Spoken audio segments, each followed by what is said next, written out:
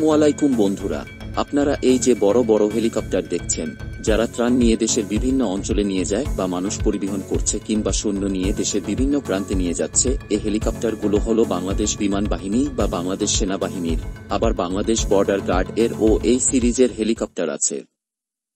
এগুলো হলো MI সিরিজের হেলিকপ্টার, যার কোনোটি MI-17, আবার কোনোটি MI-171। এগুলো সব রাশিয়ান। মিখাইল মিল নামের একজন এই হেলিকপ্টারের ডিজাইন করেছিলেন, তাই এগুলার নামের আগে MI ব্যবহার করা হয়।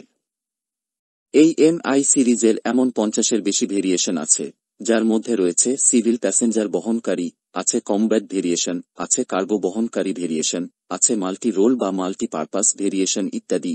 তবে আমাদের দেশে যে MI সিরিজগুলো ব্যবহার করা হয়, এটা বিশ্বের প্রায় 60-এর অধিক দেশে ব্যবহার করা হয়। এই হেলিকপ্টারে প্রায় 24 জনের মতো মানুষ বহন করতে পারে। এটি সর্বোচ্চ 13,500 কেজি লোড বহন করতে পারে। এটি 280 কিলোমিটার প্রতি ঘন্টা গতিতে প্রায় 800 কিলোমিটার পর্যন্ত যেতে পারে। এটি সর্বোচ্চ 20,000 ফুট উঁচুতে উঠতে পারে। এটিকে মডিফিকেশনের মাধ্যমে কমব্যাট হেলিকপ্টারে রূপান্তর করা যায়।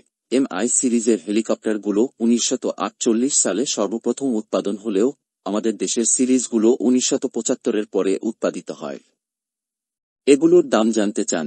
একটি কিনতে আপনার লাগবে প্রায় 200 কোটি টাকা। থাকলে কিনে ফেলুন বন্ধুরা। আজ যাচ্ছি, তবে অন্যদিন কথা হবে অন্য কিছু নিয়ে। আর কিছু বলার থাকলে কমেন্টে চলে আসুন।